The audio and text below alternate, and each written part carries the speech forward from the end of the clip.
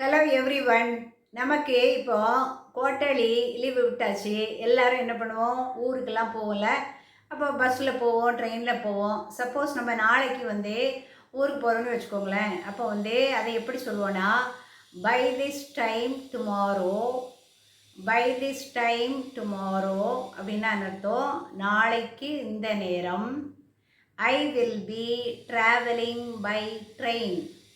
அப்படின்னா தமிழில் என்ன அர்த்தம்னா, நாளைக்கு இந்த நேரம் நான் ட்ரெயினில் பிரயாணம் பண்ணி கொண்டிருப்பேன்.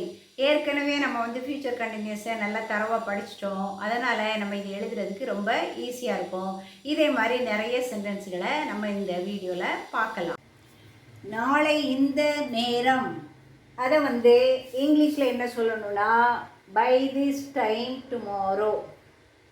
நாளை இந்த நேரம் பை திஸ் டைம் டுமாரோ. அதை மட்டும் நீங்கள் தெரிஞ்சு வச்சிட்டிங்கன்னா இந்த சென்டென்ஸை ஃப்ரேம் பண்ணுறது ரொம்ப ஈஸி. ஏன்னா நம்மளுடைய நீட்ஸ் அண்ட் சிச்சுவேஷன் ஒவ்வொருத்தருக்கும் மாறுபடும். அதனால் இந்த ஹிண்ட் வேர்டு இதை தெரிஞ்சு வச்சுக்கணும். நாளை இந்த நேரம் அது தெரிஞ்சிட்டுனா அதை வச்சு நீங்கள் என்ன செய்யலாம், நாளை இந்த நேரத்தில் நீங்கள் என்ன செய்யலாம், எங்கேயாவது பஸ்ஸில் ட்ராவல் பண்ணிகிட்ருக்கலாம், அதை சொல்லலாம். அல்லது குக் பண்ணிகிட்ருக்கலாம், பரிசு எழுதிட்டு இருக்கலாம், எது வேணாலும் சொல்லிக்கலாம். என்னுடைய சுச்சுவேஷன் வேறு மாதிரி இருக்கும், உங்களுடைய சுச்சுவேஷன் வேறு மாதிரி இருக்கும். அதனால் இந்த ஹிண்ட் வேர்டை மட்டும் நீங்கள் என்ன செய்யணும், பைகாட் பண்ணிக்கணும்.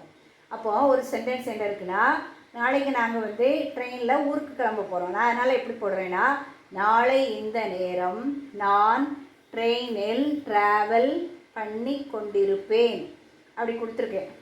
அப்போ நான் அதை எப்படி எழுதணும், நாளை இந்த நேரம்னா பை திஸ் டைம் டுமாரோ அது போட்டுருவோம். அடுத்தது நீங்கள் என்ன பண்ணணும்னா, இங்கே என்ன இருக்குது, பா இருக்குது, பா இருந்தால் future.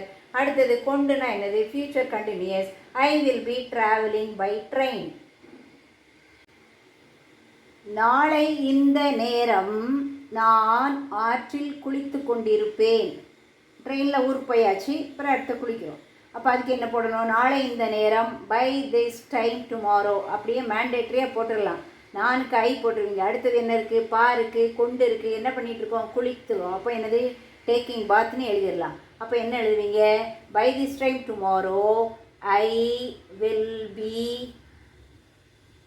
Taking bath in the river.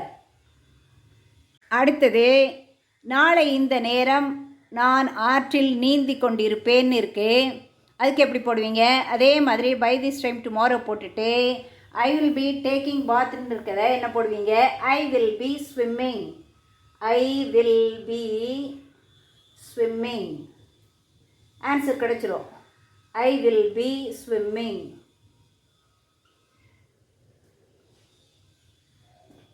In the river.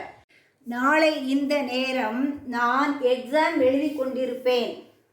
இப்போ பார்த்தீங்களா, இப்போ ஒரு ஸ்டூடெண்ட்டாக இருந்தால் அந்த பையன் இப்படி சொல்லுவான். அப்போ நம்ம என்ன பண்ணணும், நாளை இந்த நேரம் பை திஸ் டைம் டுமாரோ. அடுத்தது நான் கை போட்டாச்சு. அடுத்தது என்ன பண்ணணும், எக்ஸாம் எழுதி கொண்டிருப்பேன், பா இருக்குது, அப்புறமா கொண்டு இருக்குது, ஃப்யூச்சர் கண்டினியூஸ் தெரியும். எதோட ஃப்யூச்சர் கண்டினியூஸ், எழுதிக்குங்கிறது கூட ஃப்யூச்சர் கண்டினியூஸ். அப்போது இங்கே என்ன எழுதணும், by this time tomorrow I will be ஸ்விம்மிங்க்கு பதிலாக நீங்கள் என்ன எழுதுறீங்க, writing the exam. I will be writing.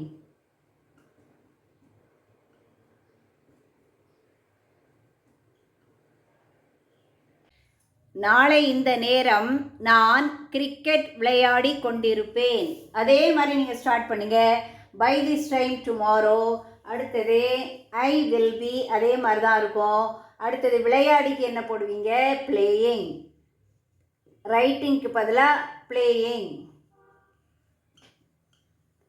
Playing cricket.